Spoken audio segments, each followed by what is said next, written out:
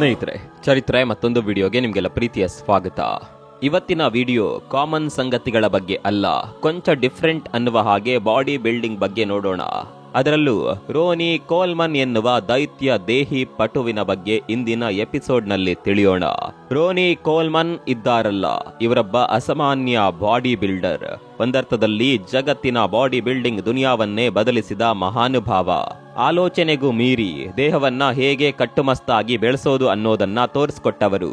Arnold ದಾಖಲೆಯನ್ನ ಮುರಿದು Olympia ದಾಖಲೆ ಸರಿಗಟ್ಟಿದವರು ಈ ರೋನಿ ಕೋಲ್ಮನ್. ಇಂದಿಗೂ ಜಿಮ್ಗಳಲ್ಲಿ ಕೇಳಿಬರುವುದು ಇವರದ್ದೇ ಜನಪ್ರಿಯ ಡೈಲಾಗ್ಗಳು. ಬಾಡಿ ಬಿಲ್ಡಿಂಗ್ ನಲ್ಲಿ ಉತ್ತುಂಗದಲ್ಲಿ ರೋನಿ ಕೋಲ್ಮನ್ ಕಾಲನ ಸುಳಿಗೆ ಸಿಲುಕಿ ಈಗ ವೀಲ್ ಚೇರ್ ಮೇಲೆ ಕುಳಿತುಕೊಳ್ಳುವಂತಾಗಿದೆ. ಹಾಗಾದ್ರೆ ಜಗತ್ವಿಖ್ಯಾತ ಪಟುವಿಗೆ ಆಗಿದ್ದೇನು, ಅವರ ಬಾಡಿ ಬಿಲ್ಡಿಂಗ್ ಕರಿಯರ್ ಶುರುವಾಗಿದ್ದೇಗೆ, ಅದೆಲ್ಲವನ್ನ ಈ ಇಂಟ್ರೆಸ್ಟಿಂಗ್ ಎಪಿಸೋಡ್ ನಲ್ಲಿ ನೋಡೋಣ.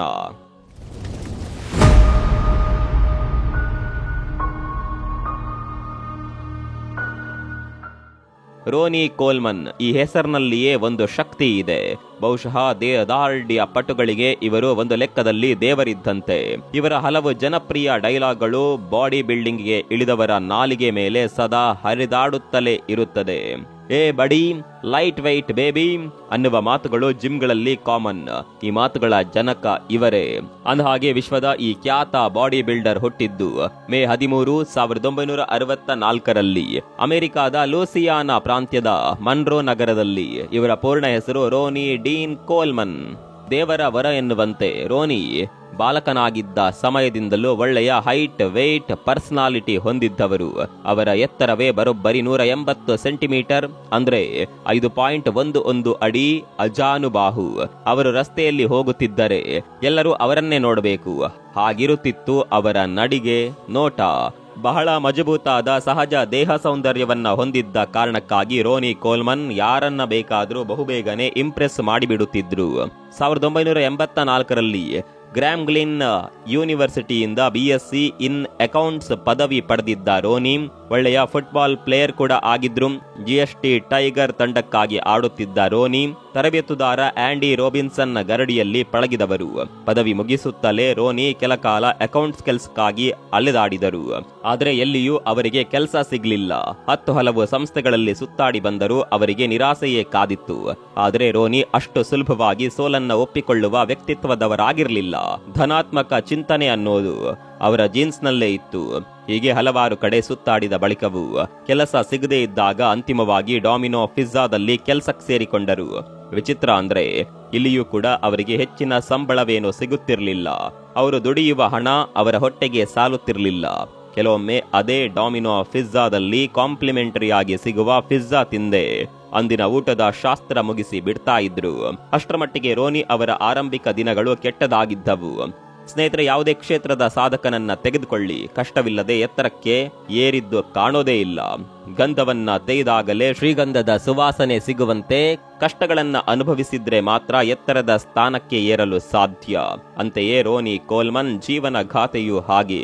ಡೊಮಿನೋ ಪಿಜ್ಜಾದಲ್ಲಿ ಕೆಲಸ ಮಾಡುವ ಸಂದರ್ಭದಲ್ಲಿ ಅದೊಂದು ದಿನ ಅವರಿಗೆ ಸ್ಥಳೀಯ ಪೊಲೀಸ್ ಇಲಾಖೆಯಲ್ಲಿ ಹುದ್ದೆಗಳು ಖಾಲಿ ಇರುವ ಬಗ್ಗೆ ಮಾಹಿತಿ ಸಿಗುತ್ತದೆ.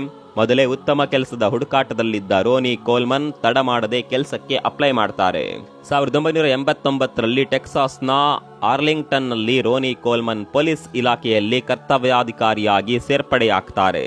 ಇಲ್ಲಿಂದ ರೋನಿ ಕೋಲ್ಮನ್ ಅವರ ಬದುಕಿನ ದಿಕ್ಕೇ ಬದಲಾಗುತ್ತದೆ. 2000 ಇಸವಿವರೆಗೂ ಅದೇ ಕಾನೂನಿನ ಇಲಾಖೆಯಲ್ಲಿ ಕಾರ್ಯನಿರ್ವಹಿಸುತ್ತಾರೆ. ಇಲಾಖೆಯಲ್ಲಿ ಇರುವಷ್ಟು ದಿನವೂ ಕೋಲ್ಮನ್ ಅತ್ಯಂತ ದಕ್ಷ ಅಧಿಕಾರಿಯಾಗಿ ಕಾರ್ಯ ಮಾಡುತ್ತಾ ಜನಮನ ಸೆಳೆಯುತ್ತಾರೆ. ಅದಾದ ಬಳಿಕ 2003ರಲ್ಲಿ ಮೀಸಲು ಪೊಲೀಸ್ ಪಡೆಗೆ ವರ್ಗಾವಣೆಯಾಗ್ತಾರೆ. ಸ್ನೇಹಿತರೆ, ಮೊದಲೇ ಹೇಳಿದ ಹಾಗೆ ರೋನಿ ಕೋಲ್ಮನ್ ಚಿಕ್ಕಂದಿನಿಂದಲೂ ದೈಹಿಕವಾಗಿ ಸಾಕಷ್ಟು ಸದೃಢವಾಗಿದ್ದ ವ್ಯಕ್ತಿ. ಸಹಜವಾಗಿ ಯಾರೇ ಅವರನ್ನ ನೋಡಿದ್ರು ಅವರ ಬಗ್ಗೆ ಹೆಮ್ಮೆ ಮೂಡುವಂತೆ ಇರುತ್ತಿದ್ದ ವ್ಯಕ್ತಿ. ಹೀಗಾಗಿ ಪೊಲೀಸ್ ಇಲಾಖೆಗೆ ಸೇರಿದ ಬಳಿಕ ಅವರ ದೇಹದಾರ್ಢ್ಯತೆಗೆ ಮತ್ತಷ್ಟು ಇಂಬು ಸಿಕ್ಕಿತು. ಅಂದರೆ ರೋನಿ ಕೋಲ್ಮನ್ ಕೆಲಸ ಮಾಡುತ್ತಿದ್ದ ಠಾಣೆಯಲ್ಲೇ ಪ್ರತ್ಯೇಕ ಜಿಮ್ ವ್ಯವಸ್ಥೆ ಇತ್ತು. ಅಧಿಕಾರಿಗಳು ಕಾನ್ಸ್ಟೇಬಲ್ಗಳಿಗೆ ಅಲ್ಲಿ ಉಚಿತ ಪ್ರವೇಶವಿತ್ತು. ಅಲ್ಲಿ ಕೆಲಸ ಮಾಡುವ ಯಾರೇ ಆದ್ರೂ ಅವರೆಲ್ಲ ಆ ಜಿಮ್ನಲ್ಲಿ ಎಷ್ಟೊತ್ತು ಬೇಕಾದರೂ ಕಸರತ್ತು ಮಾಡಲು ಅವಕಾಶ ಇತ್ತು. ಬಹುಶಃ ಇದೊಂದು ವ್ಯವಸ್ಥೆ ರೋನಿ ಕೋಲ್ಮನ್ ಬಾಡಿ ಬಿಲ್ಡಿಂಗ್ಗೆ ಇನ್ನಷ್ಟು ಹುರುಪು ತುಂಬಿತ್ತಲ್ಲದೆ ಅವರನ್ನ ಜಾಗತಿಕ ಬಾಡಿ ಬಿಲ್ಡಿಂಗ್ ನಲ್ಲಿ ಎದ್ದು ನಿಲ್ಲುವಂತೆ ಮಾಡಿತು. ಸತತ ವರ್ಕೌಟ್ನಿಂದಾಗಿ ದಿನಗಳೆದಂತೆ ರೋನಿ ಕೋಲ್ಮನ್ ದೇಹದಲ್ಲಿ ಮತ್ತಷ್ಟು ಬದಲಾವಣೆ ಆಯಿತು. ಅವರ ಮೈ ಹುರಿಗೊಂಡು ಕಬ್ಬಿಣದಷ್ಟು ಬಿರುಸಾಯಿತು. ಹೀಗೆ ಎಲ್ಲವೂ ಚೆನ್ನಾಗಿಯೇ ಸಾಗಿತ್ತು. ಆದರೆ ಅವರು ವರ್ಕೌಟ್ ಮಾಡುತ್ತಿದ್ದ ಜಿಮ್ನಲ್ಲಿ ಅವರ ತೂಕಕ್ಕೆ ಸರಿಹೊಂದುವ ಸಾಧನಗಳಿರಲಿಲ್ಲ. ಅದೊಂದು ಸಾಧಾರಣ ಜಿಮ್ ಆಗಿತ್ತು. ಅಲ್ಲಿಯ ತೂಕ ಸಾಧನಗಳು ಇವರ ಸಾಮರ್ಥ್ಯಕ್ಕೆ ಕಡಿಮೆ ಎನಿಸುವಂತಿದ್ದವು.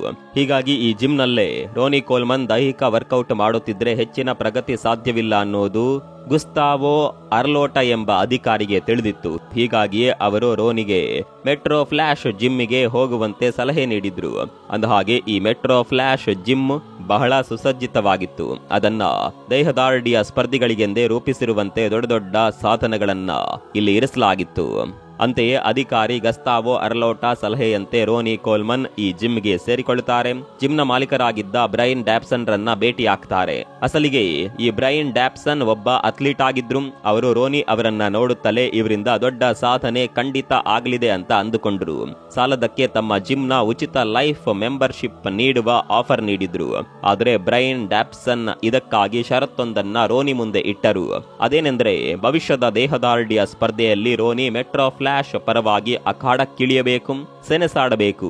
ಅದಕ್ಕೆ ಬೇಕಾದ ದೈಹಿಕ ಕಸರತ್ತಿಗೆ ಖುದ್ದು ತಾವೇ ಟ್ರೈನ್ ಅಪ್ ಮಾಡೋದಾಗಿ ಬ್ರೈನ್ ಡ್ಯಾಪ್ಸನ್ ಹೇಳಿಬಿಟ್ಟಿದ್ರು. ಹೀಗೆ ಹೇಳುತ್ತಲೇ ರೋನಿ ಯಾವುದನ್ನ ಯೋಚಿಸದೆ ಎಸ್ ಎಂದು ಬಿಟ್ರು. ಅಂದಿನಿಂದ ರೋನಿಯ ನಿಜವಾದ ಕಸರತ್ತಿನ ಆಟ ಶುರುವಾಯಿತು. ಗುರು ಬ್ರೈನ್ ಡ್ಯಾಪ್ಸನ್ ಹೇಳಿದಂತೆ ನಿತ್ಯವೂ ವರ್ಕೌಟ್ ಮಾಡಿದ ರೋನಿ ಕೆಲವೇ ತಿಂಗಳುಗಳಲ್ಲಿ ಇಡೀ ದೇಹವನ್ನ ಹಗ್ಗದಂತೆ ಹೊರಿಗೊಳಿಸಿಕೊಂಡ್ರು. ಮೊದಲೇ ಹೇಳಿದಂತೆ ರೋನಿ ಬಹಳ ಪರಿಶ್ರಮ ಜೀವಿಯಾಗಿದ್ದರು. ಜೊತೆಗೆ ಮಹತ್ವಾಕಾಂಕ್ಷಿಯೂ ಆಗಿದ್ದರು. ಹಿಡಿದ ಕೆಲಸವನ್ನ ಮಾಡಿಯೇ ತೀರಿಸುವ ಚಾಕಾಚಕ್ಯತೆ ಅವರಿಗಿತ್ತು. ಹೀಗಾಗಿ ಬ್ರೈನ್ ಡ್ಯಾಪ್ಸನ್ ಗುರಿಯಂತೆ ಸ್ಪರ್ಧೆಗೆ ಅಣಿಯಾದ್ರು. 1990ರಲ್ಲಿ ಮಿಸ್ಟರ್ ಟೆಕ್ಸಾಸ್ ಸ್ಪರ್ಧೆಯಲ್ಲಿ ಗುರು ಬ್ರೈನ್ ಡ್ಯಾಪ್ಸನ್ ರೊಂದಿಗೆ ಖುದ್ದು ರೋನಿ ಭಾಗಿಯಾದರು. ವಿಶೇಷ ಅಂದ್ರೆ ಈ ಸ್ಪರ್ಧೆಯಲ್ಲಿ ತಮ್ಮ ಕೋಚ್ ಬ್ರೈನ್ ಡ್ಯಾಪ್ಸನ್ ರನ್ನೇ ರೋನಿ ಸೋಲಿಸ್ತಾರೆ. ಅಲ್ಲದೆ ಭಾರ ತೂಕ ಸ್ಪರ್ಧೆ ಹಾಗೂ ಓವರಾಲ್ ವಿಭಾಗ ಎರಡರಲ್ಲೂ ಗೆದ್ದು ಸಂಭ್ರಮಿಸ್ತಾರೆ. ಇದರೊಂದಿಗೆ ರೋನಿ ಕೋಲ್ಮನ್ NPC ಪ್ರವೇಶಕ್ಕೆ ಅರ್ಹತೆ ಪಡೆಯುತ್ತಾರೆ. ಅಲ್ಲಿಯೂ 3ನೇ ಸ್ಥಾನ ಗಳಿಸುವಲ್ಲಿ ಯಶಸ್ವಿ ಆಗ್ತಾರೆ. ಇನ್ನು ಇದಾದ ಬಳಿಕ 1991ರಲ್ಲಿ IFB ವಿಶ್ವ ಚಾಂಪಿಯನ್ ಟ್ರೋಫಿಗಾಗಿ ಸೆಣಸಾಡ್ತಾರೆ.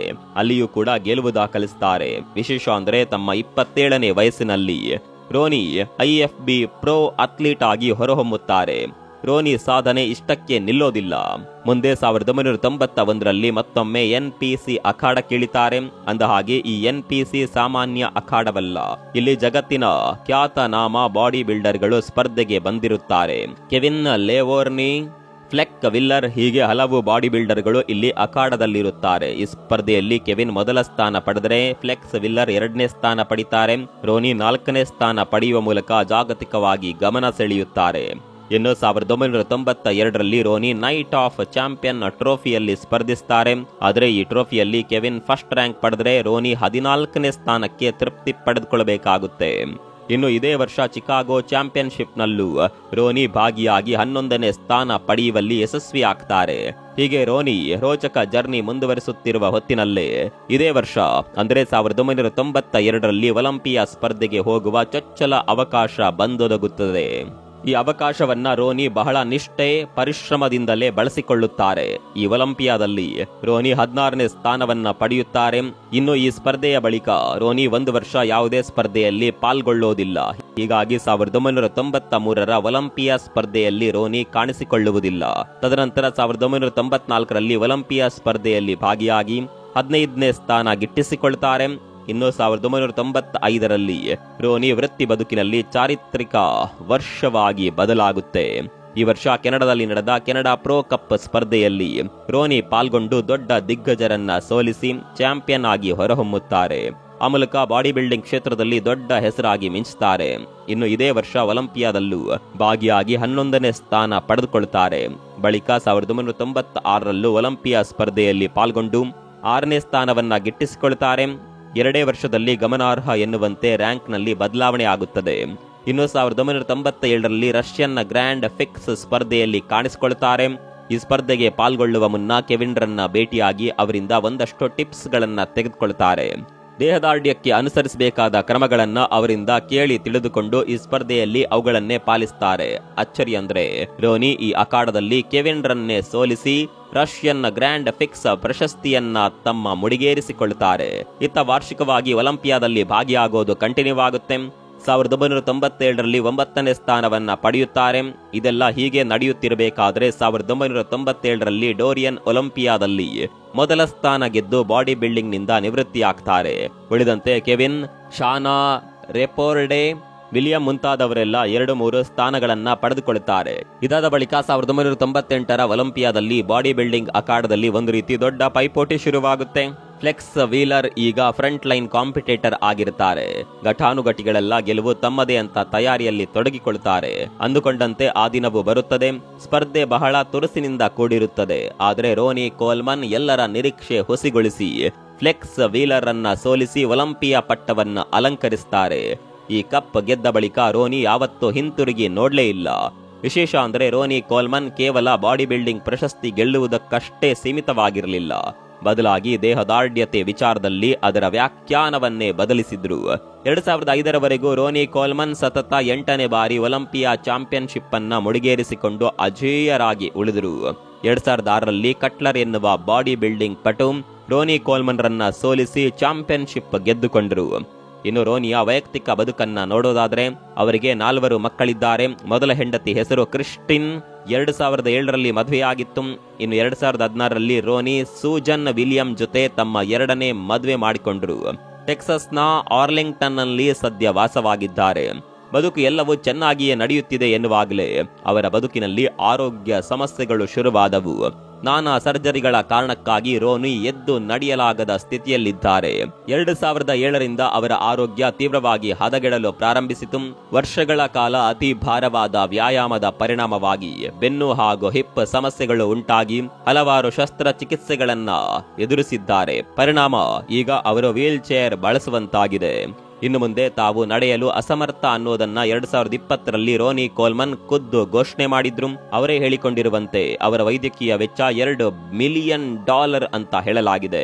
ಹೀಗೆ ಆರ್ಥಿಕವಾಗಿಯೂ ರೋನಿ ಕೋಲ್ಮನ್ ಜರ್ಜರಿತರಾಗಿದ್ದಾರೆ. ಅವರ ಜೀವನವನ್ನ ಆಧರಿಸಿದ ರೋನಿ ಕೋಲ್ಮನ್ ದಿ ಕಿಂಗ್ ಎನ್ನುವ ಡಾಕ್ಯುಮೆಂಟರಿ 2018ರಲ್ಲಿ ಬಿಡುಗಡೆಯಾಗಿ ಗಮನ ಸೆಳೆದಿತ್ತು. ಸ್ನೇಹಿತರೆ, ಇನ್ನು ರೋನಿ ಕೋಲ್ಮನ್ ಅವರ ವೈಯಕ್ತಿಕ ಬದುಕಿನ ಬಗ್ಗೆಯೂ ಹಲವಾರು ವಿವಾದಗಳಿದ್ದವು. ಅವುಗಳ ನಡುವೆಯೂ ಅವರು ಬಾಡಿ ಬಿಲ್ಡಿಂಗ್ ನಲ್ಲಿ ತಮ್ಮ ಸಾಮರ್ಥ್ಯ ತೋರಲು ಅವರ ವಿಲ್ ಪವರೇ ಕಾರಣ. ರೋನಿ ಎಂಥದ್ದೇ ಪರಿಸ್ಥಿತಿಯಲ್ಲೂ ಸೋಲನ್ನ ಒಪ್ಪಿಕೊಳ್ಳುತ್ತಿರಲಿಲ್ಲ. ಇಂದಲ್ಲ ನಾಳೆ ಗೆದ್ದೇ ಗೆಲ್ಲುತ್ತೇನೆ ಎನ್ನುವ ಮನೋಭಾವದೊಂದಿಗೆ ಮುಂದಿನ ಅಖಾಡಕ್ಕೆ ಸಜ್ಜುಗೊಳ್ಳುತ್ತಿದ್ದರು. ಬಹುಶಃ ಈ ಬಾಡಿ ಬಿಲ್ಡಿಂಗ್ಗೋಸ್ಕರವೇ ಜನ್ಮ ಎತ್ತಿ ಬಂದವರಂತೆ ರೋನಿ ತಮ್ಮನ್ನು ಅದರಲ್ಲಿ ತೊಡಗಿಸಿಕೊಂಡಿದ್ದರು. ಅವರ ಜೀನ್ಸ್ ನಲ್ಲಿಯೇ ದೇಹವನ್ನ ಹೊರಿಗೊಳಿಸುವ ಅಂಶ ಇದ್ದಂತೆ ತೋರುತ್ತೆ. ಹಾಗಿರುತ್ತಿತ್ತು ಅವರ ಕಸರತ್ತು. ಒಟ್ನಲ್ಲಿ ರೋನಿ ಕೋಲ್ಮನ್ ಬಾಡಿ ಬಿಲ್ಡಿಂಗ್ ಜಗತ್ತಿನಲ್ಲಿ ದಂತಕಥೆಯಾಗಿ ನಿಂತಿದ್ದಾರೆ. ದೇಹದಾರ್ಢ್ಯತೆ ಬಯಸುವವರ ಪಾಲಿಗೆ ಅವರು ಯಾವತ್ತೂ ಉತ್ಸಾಹದ ಚಿಲುಮೆಯಾಗಿಯೇ ತೋರುತ್ತಾರೆ. ನೀವು ಕೂಡ ರೋನಿ ಕೋಲ್ಮನ್ ಅವರ ಫ್ಯಾನ್ ಆಗಿದ್ರೆ ಕಾಮೆಂಟ್ ಮಾಡಿ. ಮತ್ತೊಂದು ವಿಡಿಯೋದಲ್ಲಿ ಸಿಗೋಣ. ಅಲ್ಲಿವರೆಗೂ ನಮಸ್ಕಾರ.